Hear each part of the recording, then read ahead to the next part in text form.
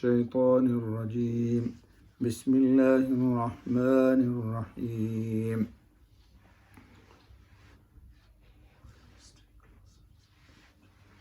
مما خطيئتهم أغرقوا فأدخلوا نارا فلم يجدوا لهم من دون الله أنصارا وقال نوح رب لا تذر على الأرض من الكافرين ديارا إنك إن تذرهم يضلوا عبادك ولا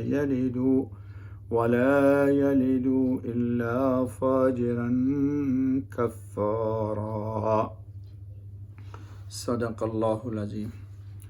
دوستو سامعین، آج سورہ نوح کی آیت 25، 26 اور 27 پڑھی گئی۔ پیچھے سے تذکرہ چل رہا ہے کہ حضرت نوح علیہ السلام نے فرمایا تھا کہ وَقَدْ أَضَلُّوا كَثِيرًا وَلَا تَزِدِ الظَّالِمِينَ إِلَّا ضَلَالًا، جی کہ یہ مزید بھٹکیں گے۔ اب انسان جب راہ سے بے راہ ہو جاتا ہے تو گویا کہ اس کی اجل پوری ہو گئی، اللہ کی طرف سے پکڑ اور گرفت کا وقت آ گیا۔ تو اب طوفان نوح کے ذریعے ان کو غرق کر دیا گیا، اللہ اسی کو کہتے ہیں۔ اور کچھ وہ اپنے گناہوں سے دبائے گئے، پھر ڈالے گئے آگ میں۔ یہ عجیب بات ہے کہ طوفان نوح آیا، بظاہر پانی میں ڈبائے گئے، لیکن فی الحقیقت برزخ کی آگ میں پہنچ گئے۔ یہ بھی اللہ کا ایک نظام ہے، جبکہ آگ کو بجھاتی ہے پانی، لیکن اللہ نے پانی کے ذریعے ان کو کہاں؟ نار تک، آگ تک پہنچایا۔ یہ جو آیت ہے، اس سے اہل سنت والجماعت نے عذاب قبر کا بھی ثبوت اس آیت سے ثابت کیا ہے، اور احادیث صحیحہ متواترہ میں قبر کے اندر عذاب و ثواب ہونے کا بیان اس کثرت و وضاحت سے آیا ہے کہ انکار نہیں کیا جا سکتا۔ اس لیے اس پر امت کا اجماع اور اس کا اقرار اہل سنت والجماعت کی علامت ہے۔ چونکہ آج کل فتنے کا دور ہے، وہ لوگ جو ایک فتنہ ہے انکار حدیث کا، منکرین حدیث عذاب قبر کے بھی منکر ہیں، لیکن انکار سے عذاب قبر ٹلتا نہیں، اور یہ تو وہاں جا کر کے خود ہی پتہ چل جائے گا کہ ہم نے جس حدیث کا انکار کیا تھا اس کے انکار کے باوجود بھی ہم سے عذاب نہ ٹل سکا۔ بخاری و مسلم میں عذاب قبر کی روایت موجود ہے۔ رسول اکرم صلی اللہ علیہ وسلم نے ارشاد فرمایا کہ جب بندہ کو قبر میں رکھ کر اس کے ساتھی لوٹ جاتے ہیں اور وہ ان کے جوتوں کی آواز سنتا ہوتا ہے تو 2 فرشتے آ کر اس کو بٹھاتے ہیں، اور ایک فرشتہ محمد صلی اللہ علیہ وسلم کے متعلق پوچھتا ہے تو اس شخص کے متعلق کیا کہتا ہے؟ اگر مردہ مومن ہے تو جواب دیتا ہے کہ میں شہادت دیتا ہوں کہ یہ اللہ کے بندے اور اس کے رسول ہیں۔ اس وقت مردے سے کہا جاتا ہے کہ اپنے آگے والے ٹھکانے کو دیکھ، اللہ نے اس کے عوض تجھ کو جنت میں جگہ دے دی۔ بندہ دونوں مقامات کو دیکھتا ہے، جنت بھی دیکھتا ہے، جہنم بھی دیکھتا ہے، لیکن اگر مردہ منافق یا بے ایمان ہے تو اس سے وہی سوال کیا جاتا ہے اور وہ جواب میں کہتا ہے مجھے کچھ معلوم نہیں، ہا لا ادری۔ جو بات لوگ کہتے تھے میں بھی کہہ دیتا تھا، اس جواب پر اس سے کہا جاتا ہے کہ تو جانتا بھی نہ تھا اور تو نے پڑھا بھی نہ تھا۔ پھر اس کو لوہے کے ہتھوڑوں سے ایسا مارا جاتا ہے کہ جن و انس کے علاوہ برابر والے جانور وغیرہ بھی اس کی چیخیں سنتے ہیں۔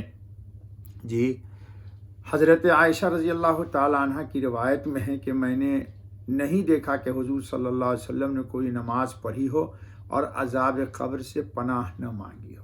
اللہم انی اعوذ بک من عذاب القبر ومن فتنۃ القبر، یہ روایت بھی بخاری و مسلم میں ہے۔ حضرت عثمان غنی رضی اللہ تعالیٰ عنہ جب کبھی قبر پر کھڑے ہوتے تھے اتنا روتے کہ آپ کی داڑھی تر ہو جاتی۔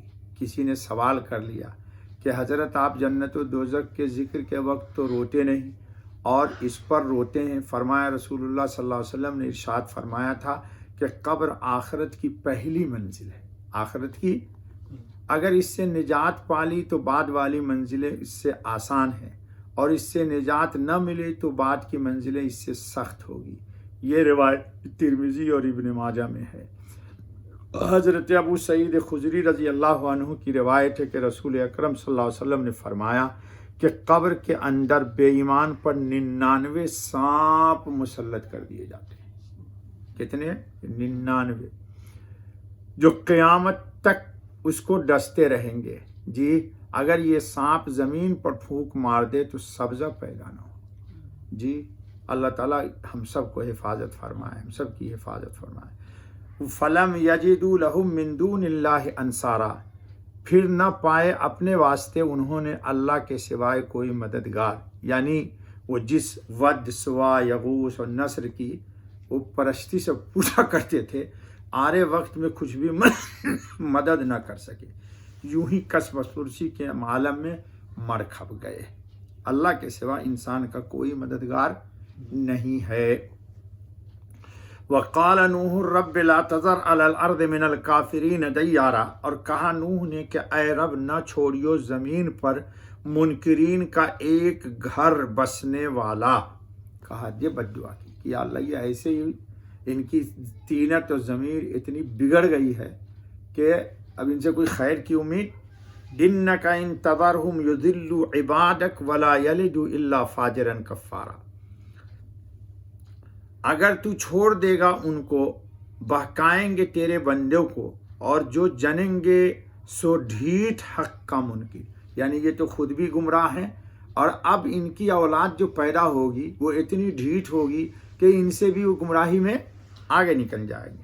اس میں کوئی چھوڑنے کے لائق نہیں، یعنی ایک بھی بے ایمان کو زندہ نہ چھوڑیے، ان میں کوئی اس لائق نہیں کہ باقی رکھا جائے۔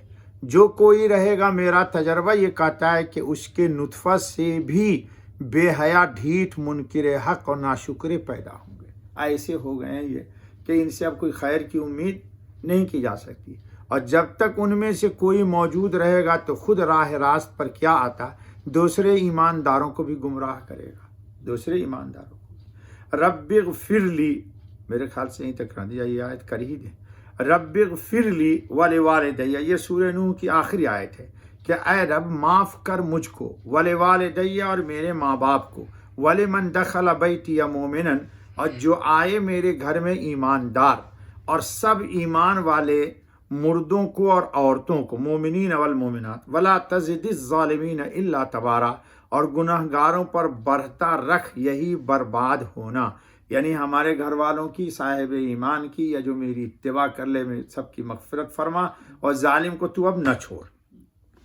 یعنی میرے مرتبہ کے موافق مجھ سے جو تقصیر ہوئی اپنے فضل سے معاف کیجیے۔